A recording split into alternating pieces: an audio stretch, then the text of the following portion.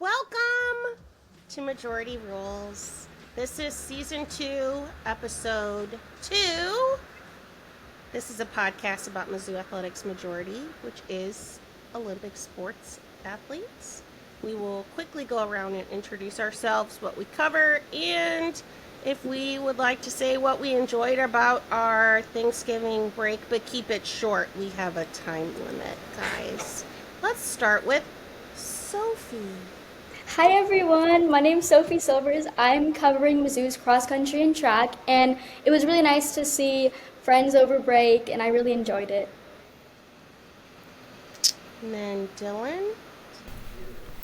Hey everyone, I'm Dylan. I cover Mizzou Volleyball, Mizzou Women's Basketball, and then a pinch of softball in the spring. I really enjoyed, obviously, we'll get into the women's basketball coverage, but also just being able to relax and see some family. And then Henry. Hi, my name's Henry. I'll be covering Mizzou baseball. But my favorite thing over break was probably to decompress a little bit, and also watching some of the Mizzou sports was really enjoyable to take up my time. I was a little disappointed I couldn't go to Fayetteville, but I think the drive back would have been a little bit much, so I think it was all for the best. But yeah, seeing family was probably the most enjoyable aspect for sure. And then Colin. Hello, I'm Colin. I'm covering Mizzou wrestling and then a little bit of volleyball. Same for me pretty much. Just catching up with family was probably my favorite part of the break. And then I'm Karen. I'm the host of this podcast and the Olympic sports manager at Rock M Nation. I didn't really have a break. We still work at the J School. So I was off Thursday and Friday. My family lives in Florida, so I didn't see them. So I used that time to do nothing, really. Watch trash TV, watch some sports, put up some Christmas decorations. I got a promotion at the J School, which went live as of Monday. So I'm very fancy, you guys. My new title is Program Manager of Student Support Services. So, yeah. So that was my fun news. Anyway, so oh, and what I cover, sorry, I cover softball, gymnastics, and swimming and diving. In today's episode, we are going to be covering cross country / track with Sophie, wrestling with Colin, volleyball with Dylan and Colin, gymnastics with me, and then we will close the show with women's basketball again, and that will be from Dylan and Henry. Even though Henry doesn't write about women's basketball for our site, he still covers the team, so he's got lots of ideas. So we will kick it off with Miss Sophie. Yes. With Nationals. I know. It was such a fun meet to be at. I think one of the best parts was seeing freshman Monica Wenjiku. She placed 35th at the meet, and she's literally one of the only two freshmen to ever get All-American honor, so that was a really big thing for her, and it was really fun to see Drew Rogers give her a hug after the meet. I think he's been more of a leader for the team all season. I remember Elijah Limo talking to me during an interview, and he was like, wow, like, Drew Rogers has been a really big influence on me. He's been more of a leader, so it was really cool to see that. And then some other players that I think I want to mention, a lot of the freshmen, Susie Lacotra, she won the first meet at home for Mizzou, and that was a really big moment for her, and I got to interview her after that. And also speaking to Kobe Walker, she's really sweet, and has a very big influence on social media, so it was really cool to kind of watch her run this season, and I know that a lot of them are going to be running track as well, so I'm super excited to see that. And then I think a really big thing I want to mention is how much Coach Livermore has kind of done for the team. He's been a big role model, and I interview him countless of times. He's been really easy to talk to, and a lot of the members in the team see him as a really, really good coach, and he's helped them a lot this season. Yeah, I went to that winter sports media day leading up to nationals, and that was the first time I'd actually seen him and got to talk to him at all. And he is like the most engaging person on earth. Like, I know. I could have listened to him talk forever, and he just seems like he has a really good personality and is really just open and excited to talking about the team. So I thought that that was really cool. What was it like to, what was the environment like out at Gans Creek for this meet?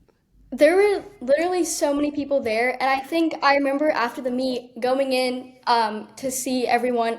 I remember Coach Livermore was in tears after the meet, and he was just so emotional because Oh, obviously, like so many of the seniors are graduating, so they're not going to be here anymore. Like Drew Rogers, I mean, he's done so much for this program, so it was really cool to see him kind of get emotional and really like it shows how much he cared about the team, and like I've just had so much fun covering it this season. It's been great.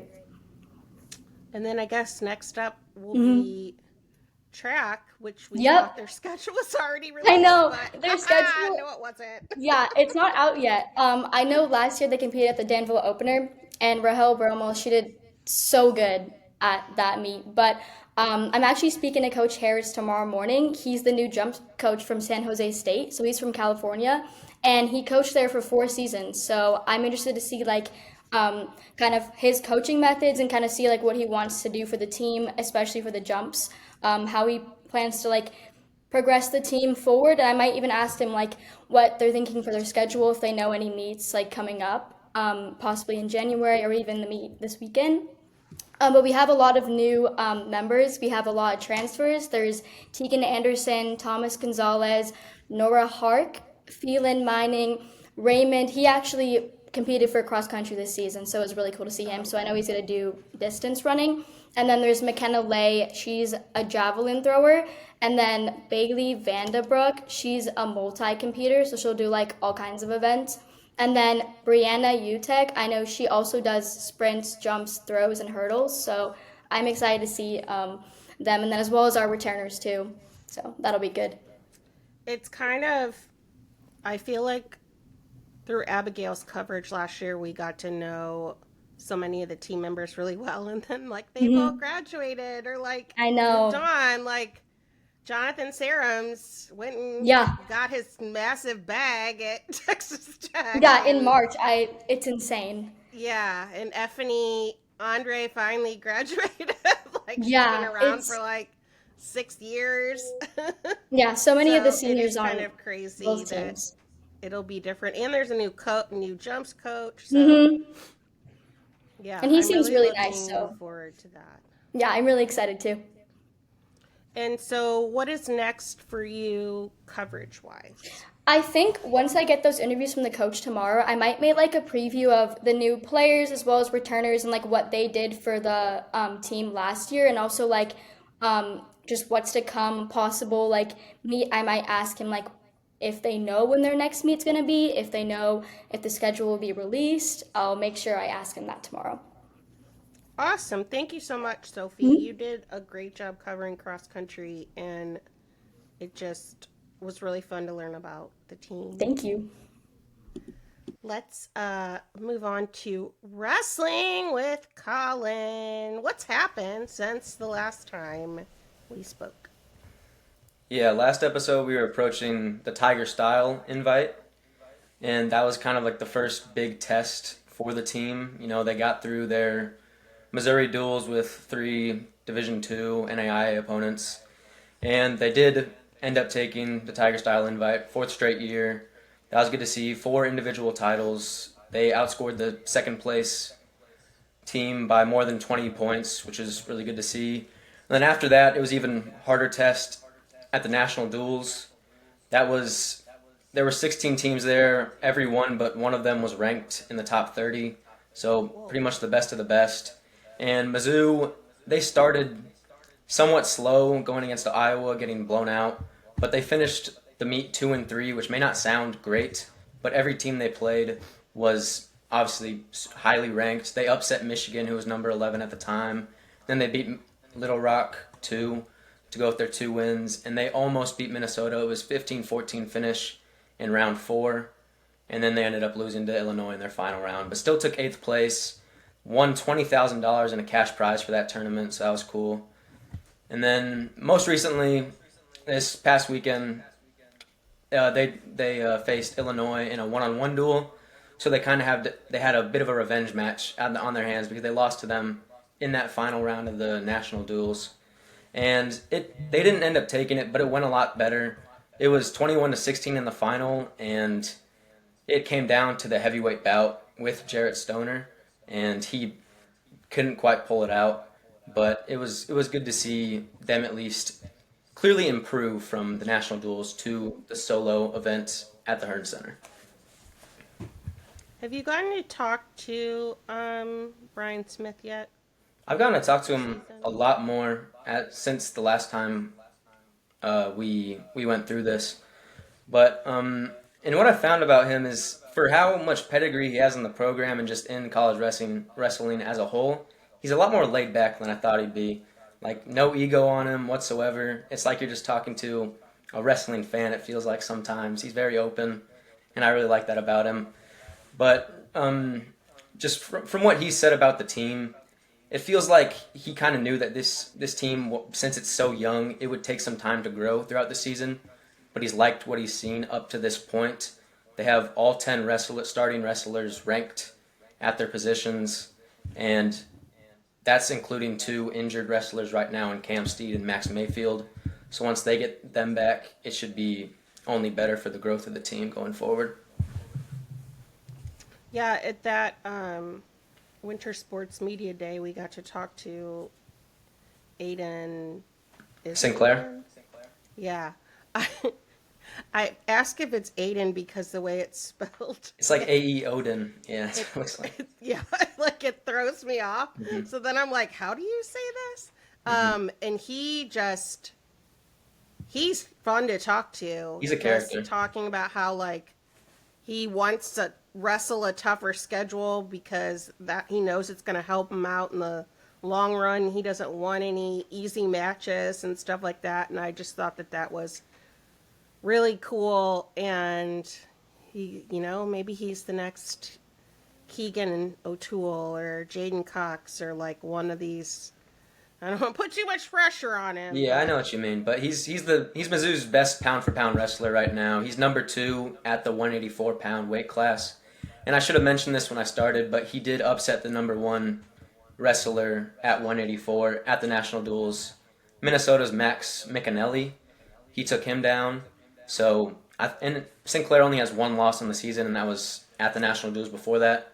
But he pretty much, he's going to compete no matter who he plays. He's won so many ranked bouts already this season. It does feel like if someone's going to go the furthest at nationals on the team just currently standing, it's going to be Aiden. And then what is coming up for them, though I know it may be difficult to report on. Yeah. My talks with you.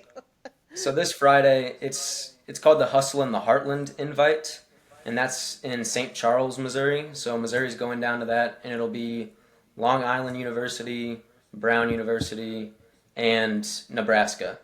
So Mizzou will only be playing Long Island and Nebraska. Long Island, from what I looked into them, they're not great in terms of their wrestling team this year. They're 0-5 in their dual record, although they've had a tough schedule. So it should be more like a warm-up, for lack of a better words, for that Nebraska match, because it will come first. And that Nebraska match will be the biggest test of the season so far. They're ranked highly for a reason, and this is the first time the 2 programs are playing each other since the 2015-16 season. So it's a bit, you're reigniting that rivalry a little bit, and it should come down to, I think it'll be pretty close. It'll come down to a couple weight classes determining that could go either way. Like I think the heavyweight classes are gonna be what decides it: 184, 197, and 285.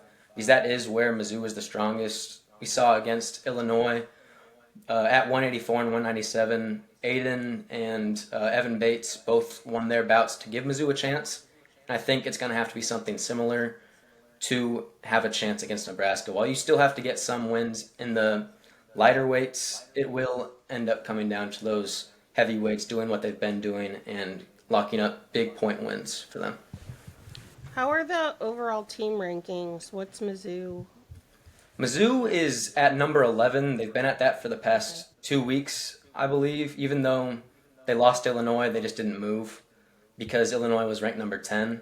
And Nebraska is ranked number 6 currently, I believe. So Okay. it should be interesting. But what I've learned from wrestling rankings, they don't tend to sway that much unless there's like a big upset or anything. Yeah, it seems like even last year, I don't feel like it swayed all that much, and No. Mizzou had arguably a bad season. Cool. Thank you, Colin. And then we will move right along to volleyball. So still got Colin, but adding in Dylan. Not great news, guys. Yeah, it was. Excuse me. It was a little bit of a rough end to the year. I went back and checked. Mizzou lost 4 of its last 5 matches.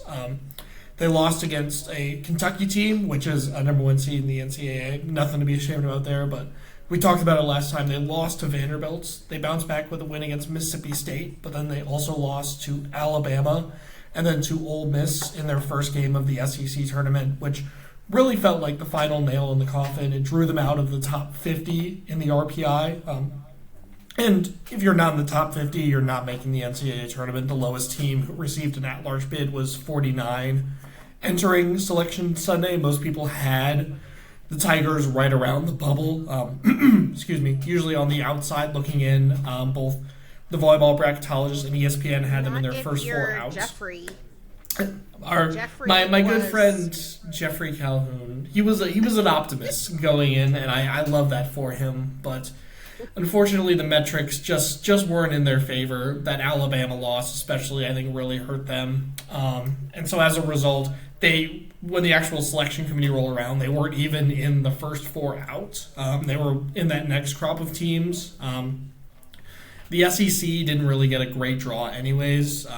Florida was a 10 seed and Tennessee was a 7 seed, which really surprised me. So once I saw that Tennessee was a 10 seed, I knew it was pretty much over. So there were a couple opportunities, but as a result, kind of a sour stretch to end the year spelled doom for Mizzou. Just what went wrong? I know you wrote about it, Dylan, but Colin, if you want to chime in as well, like, what do you see were the biggest issues this season? I'll let you start that off, Dylan. Yeah, I'm kind of spoiling the piece that I wrote here that's going live on Go Rock'em read it. tomorrow. Go read it. I put a lot of research into it, and I mostly just looked at the teams the last 2 years, specifically last year in 2024 and the 2025 team, and really checked what's different. Because obviously, the 2024 team was special. They made the Sweet 16. You had Michael Vernon and Jordan Iliff. You had a young Reagan Haith, Colleen Finney. The team was so deep and so connected by that point. They had spent previous years together. This team had a couple transfers that were good, but we're still kind of getting their feet under them. Kaylin Alexander played really well. Tyra Ariel played really well. Reagan Haith played really well. The biggest thing is just that's depth offense. They didn't have as many players who could come in and get kills, and a lot of that burden fell on Alexander. She had similar production to Michael Vernon, but when you look at secondary production, Jordan Iliff had over 3 kills a game. Janet Demaray was lower than that. She had a lower attacking percentage, and she was prone to errors. There were also injuries that kind of derailed the season because Janet Demaray was out for certain parts of it, and then the rest of the team was so young, there was no one else really to step up into that role. So I think that there's a lot of talent, and there's nothing to be worried about long term, but they just didn't quite have the pieces to put it all together. So did they perhaps underestimate what Jordan, I don't even know how you would do it, but like underestimate kind of what Jordan Iliff's impact was on the team? I think it was just like last year, Michael Vernon and Jordan Iliff were so special. They were an incredible outside hitting duo, and that is not something easy to just find and replace. Like, they did their best. And I think Janet Demeray is a very good volleyball player, but she just wasn't quite up to snuff to be able to get the job done. And I think they were, again, kind of struggling to figure out who would be that next up, because you saw Makala Baglio, Paige Felder, Asia Harvey.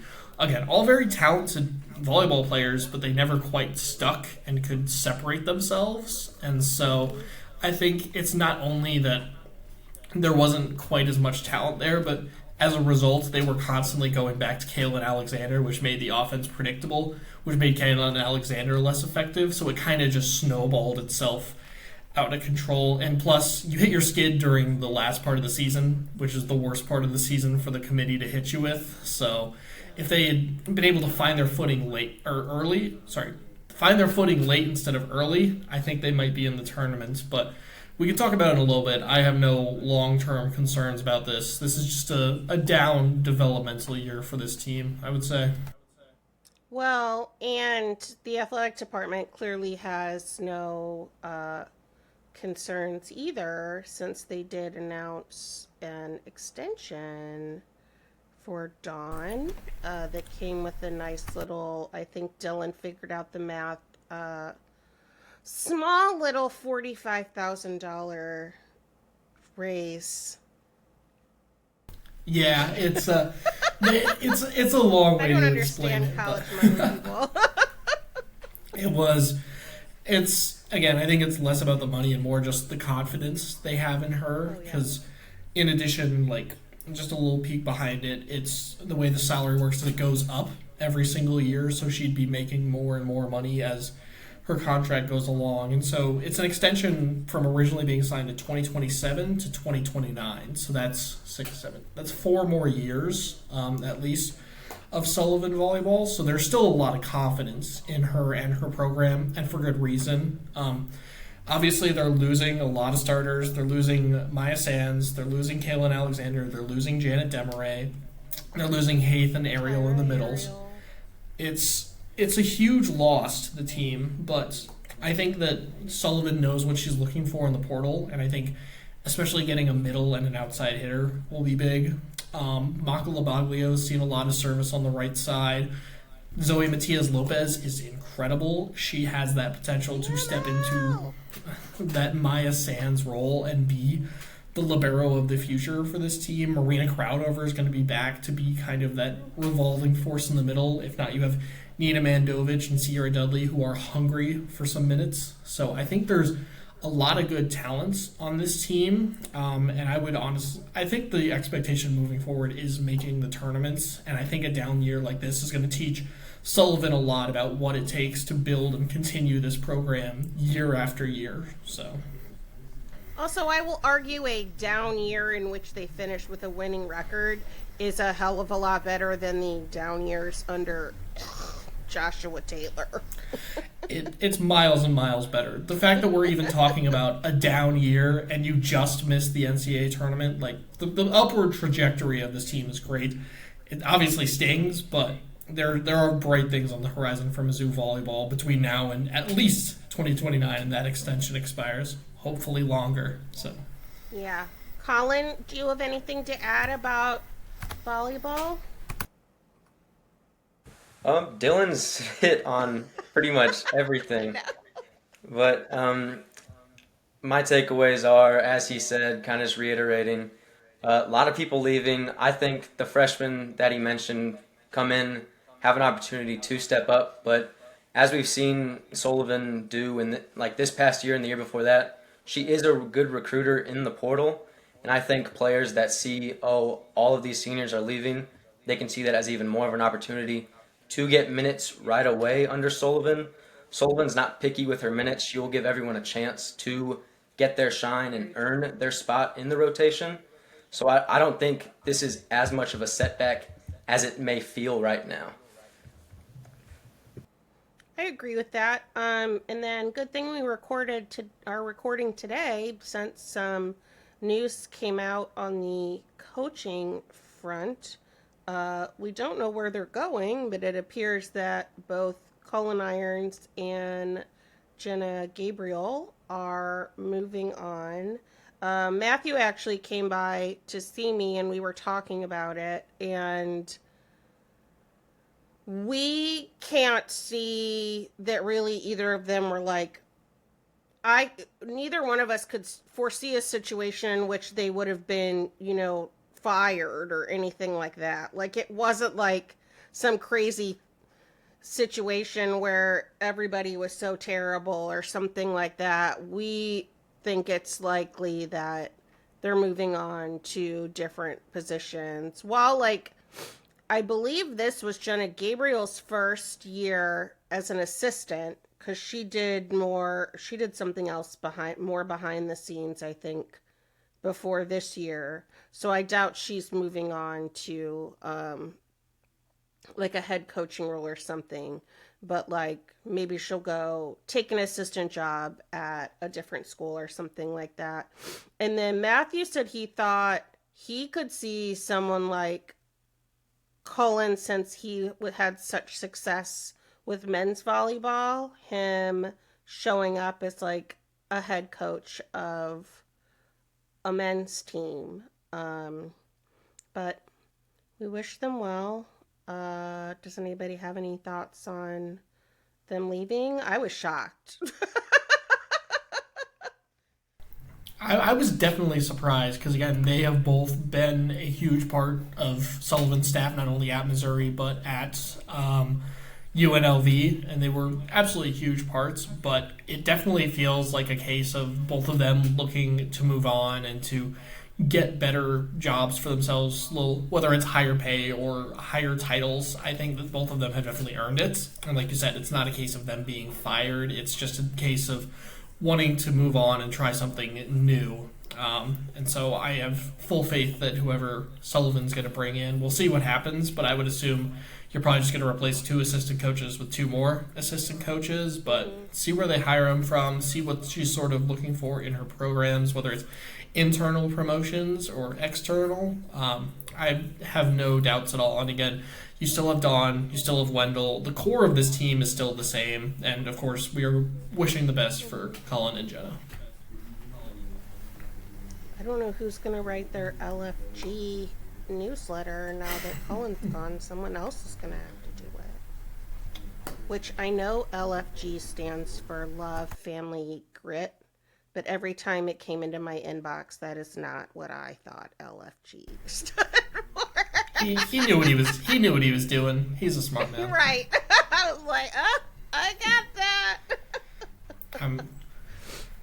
All right. Well, I guess this will probably be one of the last times we talk about volleyball, unless when there's news coming in about transfers and things like that. Hopefully they aren't going to lose a bunch of people or anything like that. So thank you.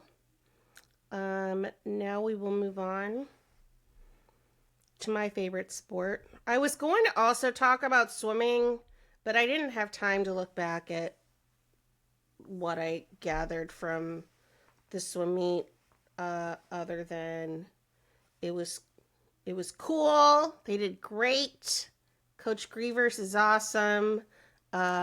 His method of them focusing on each meet at a time, and then with the ultimate goal of just making NCAAs and kind of bypassing SEC championships, because they're never going to finish high at SEC championships with the amount of depth in the conference. But a lot of people made NCAA cuts and could potentially see themselves swimming in that meet. So whatever his plan is, it's working. And a lot of people the attendance was quite good at the meet. Spirited bunch of swim parents there. Yeah. Good times. Moving on to gymnastics. that's why I'm really here.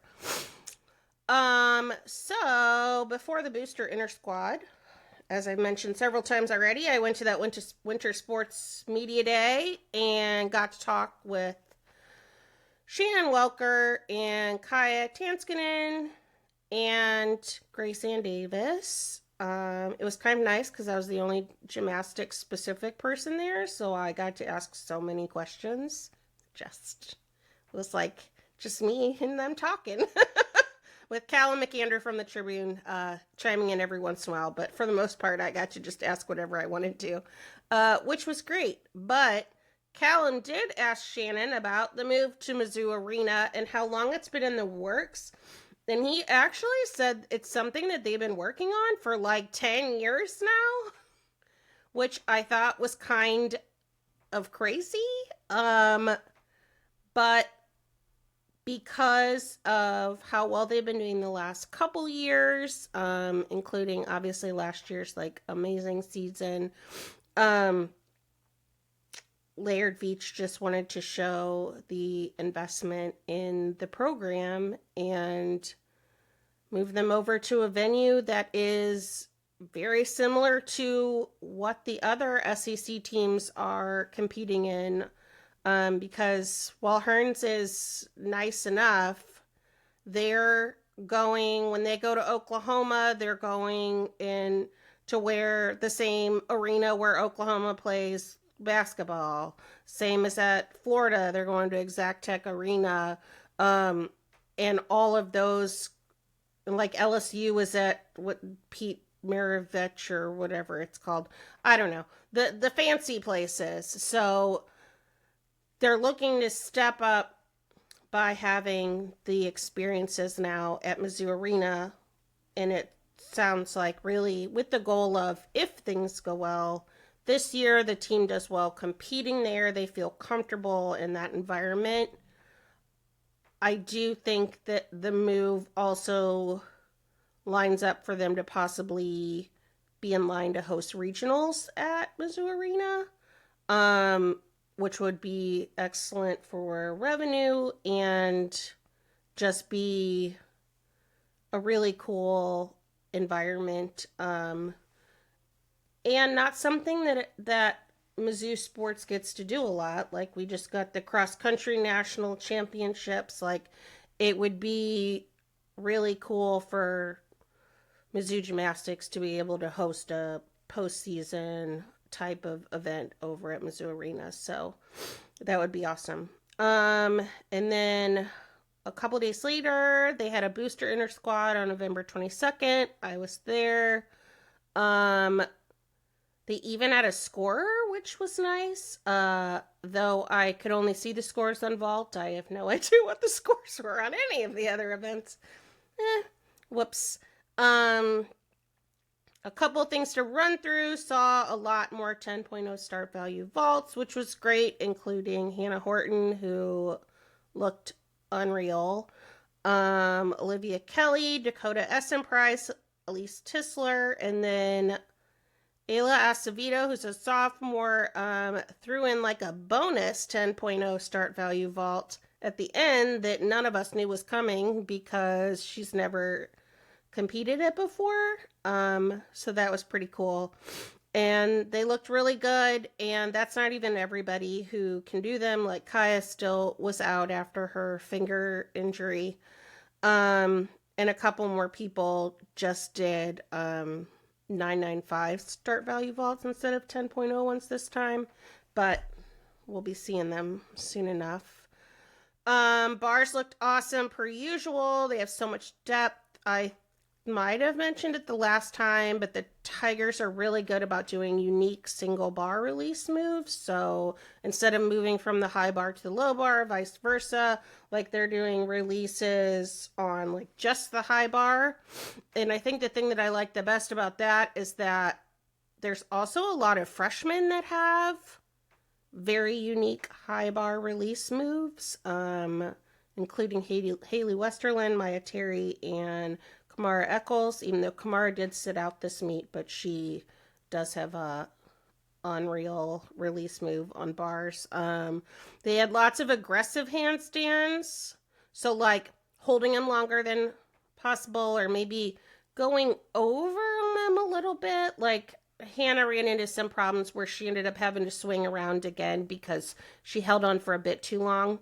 Um, but Whitney Snowden told me afterwards that she would much rather them be overly aggressive on the handstands than them be short, because you always can dial it back. It's much easier to dial it back than to dial it up. Beam this time around had a bit of a tougher go. They had some falls. They say that falls tend to be contagious. That definitely happened. I think there were 3 in a row. Because when I was talking to Lacey Rubin afterwards, she was like, ooh, I need somebody to stop the falls. Amy Weir stopped the falls. But with the falls, it was like weird balance issues. It wasn't like they came off the beam after doing like a crazy skill. Like, it was just kind of like they randomly lost their balance. It was very weird. Nothing to be worried about, I feel like. So not concerned on that at all. Floor was the last thing they did. It was incredible as always. And except for, I think, 2 people, we saw full out floor routines. Just awesome stuff. So I want everybody to mark their calendars, because the black and gold meet is next Friday, December 12th, 6 p.m. at Mizzou Arena. It's going to be amazing. Can't wait for it. I told Matthew that he could come with me and be like a second reporter, even though he's not going to do any work. But I'll put him to work. I'm going to teach him about gymnastics. So very excited. As for what I'm working on, nothing at the moment. You can read my inner squad recap on the site. It came out around Thanksgiving. And then my very long-awaited thesis level of analysis of leotards went live today, friends. All 5,900 words of it. You know what? That's a lot of words, but it does not read like that many words. And there are lots of pictures. I am quite proud of it. I would like the J School to give me an honorary master's degree for my dissertation on leotards. I hope that people will at least read some of it. I have headings, you can scroll down to the ones that you like and read the backstory on it. Anyway, so if you want to learn about leotards or just look at some pretty pictures or some snippets of the new ones, because I've been sworn to secrecy and will not show the full new ones in their entirety, I suggest that you go check it out. And that is all I have to say about that. Finishing up the show, women's basketball, all hail Kelly Harper. The greatest thing to happen to Mizzou women's basketball, if you ask me. So the Tigers had a great time in Florida over Thanksgiving. Henry and Dylan, what say you? Take it away. Yeah, I just think. Also, Henry, you look very much in the dark there. Yeah. Like, I feel like you're sitting in the pitch black. Yeah, I mean, I guess the light You on got a wasn't. light there or something? Yeah. Yeah, I have a full. Let us know if you need help, please. Yeah. You have a lamp. Yeah. I don't know. I think it's kind of because Karen, I saw you said this the other day, but like, it sounds a little bit cliche, but I just think it's the most watchable and definitely the most fun women's basketball team I've seen, just stylistically since I've been here. Because, like, obviously an easy topic would be Grace Slaughter, but I just think there's also several players who I think are doing a lot of really good things, like outside of just her, especially Jayla Smith, I think is one. But I just think overall as a unit, and I think it definitely showed in the Northwestern game, they they just gel really the best out of any women's basketball team I've watched since I've kind of come to Mizzou. And I just think, I kind of like you said before, it's kind of a testament to what Kelly Harper's kind of already done since she's arrived here. Yeah, I wanna build on that a little bit because I think the depth is there in a level that we haven't seen in the past. Like what is key in a basketball season, what I've noticed is you need players to step up at any given game. We've seen obviously Grace Slaughter, Chloe Sattel, Jordana Reisma, those are your big three, but you mentioned Jayla Smith has had some really good moments. Chloe Sattel has had some really good moments off the bench. Someone like Sanaya Tyler comes in and makes a couple big threes. Like, it's the whole team that is able to step up in current moments and pick each other up when they're not totally there. So it's that entire unit that you can always rely on somebody to step up that's keeping them in games and allowing them to win against teams like Northwestern, which is the first time they've beaten a good Power 5 team, I'd say, that came into it undefeated. Obviously, Grace Slaughter helped a lot with her 33 points in her new career high. Dog. On the second night of a back-to-back, no less. But just a gutsy performance in the 3 wins in Florida. Shannon Dow, too, has been another really good player that I've been really impressed Oh with. my god, I forgot about Double her. doubles, I mean, that's doesn't really hurt to have that on your team alongside Grace Slaughter gets 33 points. Yeah, I will say it hasn't been... go ahead, Karen. Oh, I was just gonna say, what have you liked so far that you've seen out of this team? And are we giving Kelly Harper an extension already? You go first, Henry. Just kidding.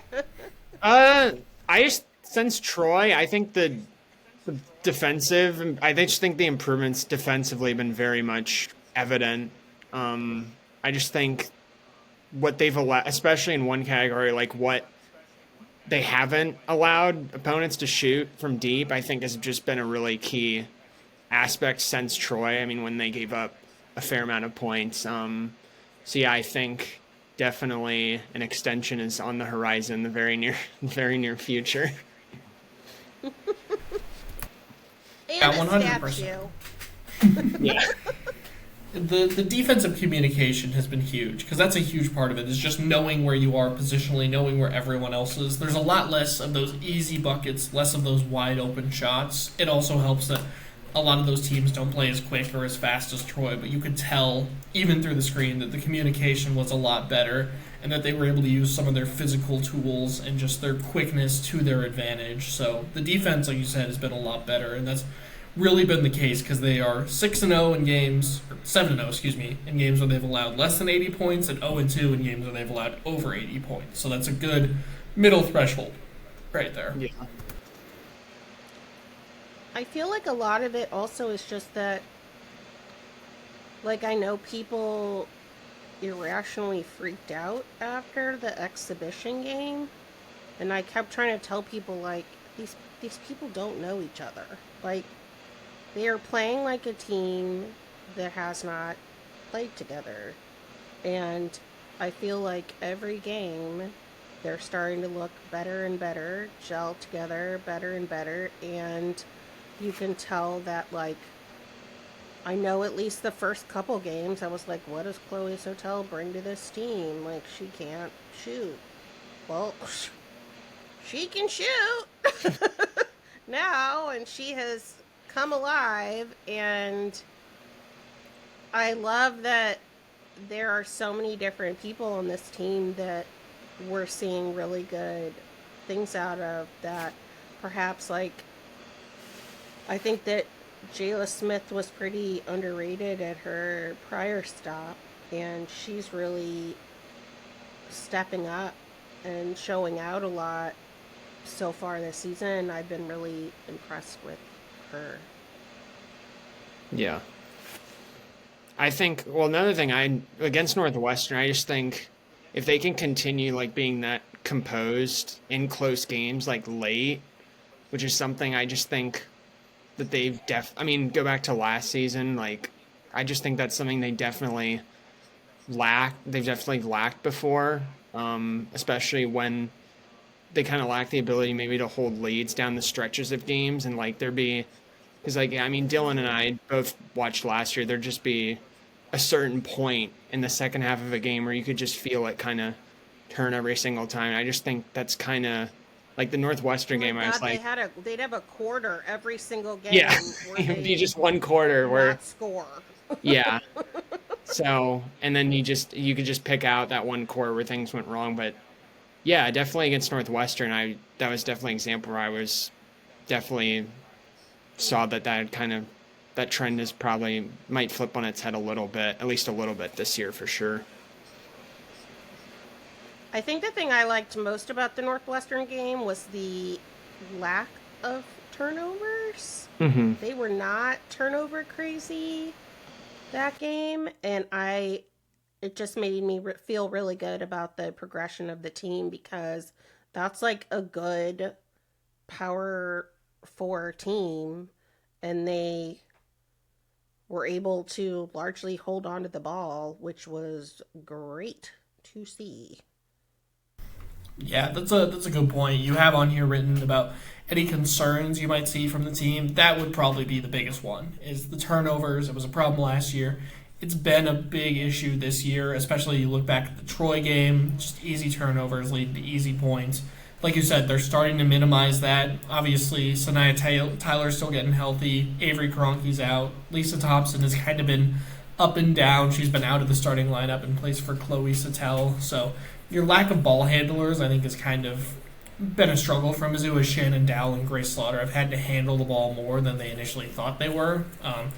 Chloe Sattel does have a bit of a traveling problem. I think it happened like 3 times in the Florida games. That was rough, but I think these are all manageable things to fix. So I don't see any deep embedded long-term issues with this team. I think, again, it's all about getting healthy and then continuing to gel together.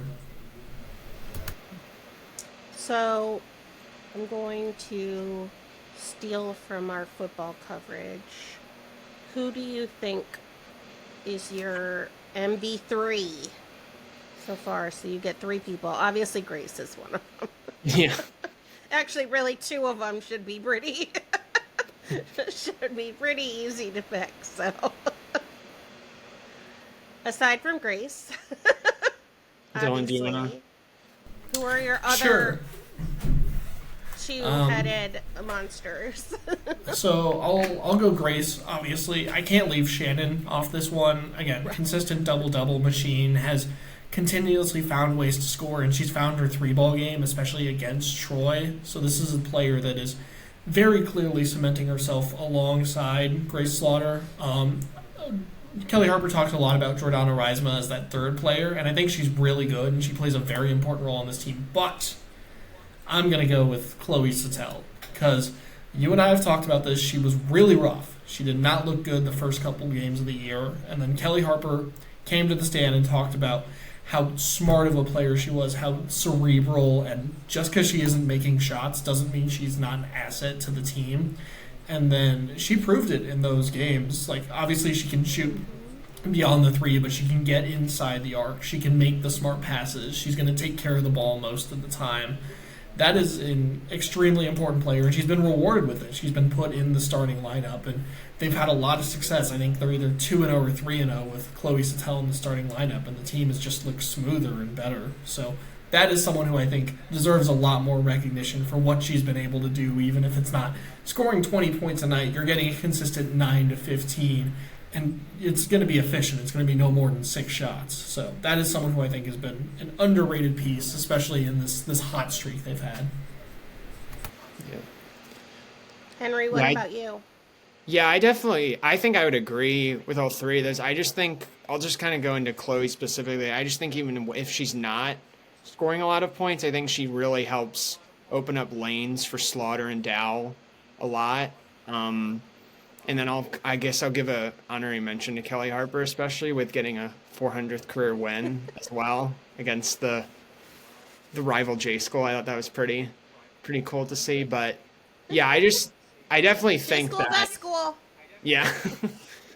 I just think there's just definitely more. I definitely just get I on with Harper getting an honorable mention. I just think if there's already like an identity forming and like the rotation's already settling, I just think in years past that took a lot longer to sort of get going. Like outside of Grace specifically, I think already the team is doing an excellent job of that. Is there anybody you would like to see more from that you just don't think necessarily is really doing a whole lot? So, like, I don't know how to word it in a way. I get what you're I mean, saying. it to be like mean, but So I will say, Lisa Thompson is someone who has been in the starting lineup and has really struggled, and you've seen her minutes kind of diminish as a result. She's not a bad player by any means. She serves a very important role on this roster. I think she was definitely thrust as someone who was a third point guard, now was expected to be a starter, and so I think the situation kind of forced her into an uncomfortable spot. But again, like we said, Chloe Sattel was struggling the first couple games. That doesn't mean Lisa Thompson can't go on a hot streak come SEC play. It's really just identifying what her strengths and her role should be within this team. So I think that's one person that I'm identifying as someone who still, I feel, has more to give to this team who we haven't seen the full potential of. Dylan, I how? feel like Abby Shrek has been pretty Yeah, I was gonna say Abby. Abby too. She's crazy. Like, I just can't even recall what she's been doing. Yeah. Because early on it was just. Yeah, go Dylan, go ahead. Sorry, she's made a couple threes here or there. Like her production isn't abysmal. Like it's not. I'm actually checking it now because I don't know exactly what it is. I think right now she's at about 8 points a game, give or take, making 2 threes, which again isn't terrible, but you can feel that kind of her rhythm has been thrown off or she's at 6 points per game, so she's kind of on a downward trod. She hasn't made a lot of shots recently, and so I think it's just how do you play with both her and Chloe on the court at the same time, because both of those players play a very similar role. I don't think she's been a net negative by any means. I feel like she's still been a valuable part of the team, even if she's not showing up on the stat sheet, especially when this team is winning. But you would like to see her get it going, especially in some of these games where every point's going to mean a lot. Yeah. I just, yeah, I do. Henry, do you have Because it's anything kind of to more add for Dylan. Like I guess with this team, do you think like her role? Because you already kind of touched on it. Do you think her role could kind of just like diminish maybe a little bit? Then it like diminish from last year, possibly. Yeah, I think it's a good question because, like, last year she was the number one shooter. That was her job. Yeah. But obviously they've brought in players like Chloe Sattel, Sydney Maines when she's healthy, even someone like Sanaya Tyler. So I guess it's really, like you said, kind of finding her role and I guess learning how to play more inside, because she has not only struggled from 3, but she struggled from 2 as well. And so how can she incorporate a midcourt jumper, how to get into the paint more effectively. I haven't watched her super closely on defense, but she has not looked like a liability as well. So having her out on the court, like I said, isn't hurting the team, but I guess it's how effectively can she use her skills, especially, like you said, offensively, when a lot of those looks are now going to Chloe Sattel. So again, I think it's the puzzle piece question. It's how do you fit everybody in the right spots. So I think as Chloe Sattel's kind of risen, we've kind of seen Abby Schreck's opportunities go down. So it's how do we find the sweet spots, especially to keep opponents off balanced. It's a good problem to have, depth. Not something that we've been accustomed to in the last 5 or so years. So they'll figure it out. I have all the faith in Kelly Harper. So to wrap up, the Tigers will be taking part in their part of the ACC SEC Challenge, and hopefully it will go better than it did for the men on Tuesday night. They will face Cal tomorrow, Thursday, at 8 p.m. They're doing $1.99 beer specials and giving away retro hats. So that'll be exciting. Cal is famously coached by a former candidate for this position, Sherman Smith. Is that her last name? Yes. Who I kind of lobbied for to possibly be the next coach of the Tigers. So we are welcoming her in, and that should be a good matchup. Excited. Yeah. So I guess that's all from here. I'm getting a message from Nate because I think that they're supposed to be recording. So thank you everyone for following along. Read all our content on rockmnation.com. Follow us on the Twitter, on the Instagram, and the TikTok. Now that football season is ending, hopefully we will be doing some more TikTok stuff. Would love to see it. So thank you for tuning in, and we will see you next time. Don't know when that's going to be, but we'll work it out. And yay. Okay. Bye. Oh, M-I-Z. ZOU. ZOU. Thank you. Thank you. Thank you, everyone, for tuning in to Rock M Radio, a proud partner of Fans First Sports Network. Rock M Radio is the official podcast network of Rock M Plus, a new and exciting subscription service provided by me and the other voices of Rock M Radio. Please take a few moments to head over to rockm.plus and sign up for an account today. The cost is only $5 a month, and the benefits include access to our live podcast, a subscriber-only message board, weekly newsletters, and more. If you enjoyed this episode of Rock M Radio and would like to see more just like it beamed directly into your personal device, make sure to click the subscribe button below and tell your friends. Our podcast feed is available through the Apple Podcast app for iPhone, Google Podcast app for Android, whatever app you listen to your podcast. You can also find Rock M Radio on Spotify. If you're looking for a podcast about your favorite team that is not the Missouri Tigers, Fan First Sports Network is your answer. A full podcast network loaded with the team-specific podcasts covering Major League Baseball, the NFL, NHL, NBA, MLS, and more. And we'll be back with more episodes of Rock M Radio coming to you soon.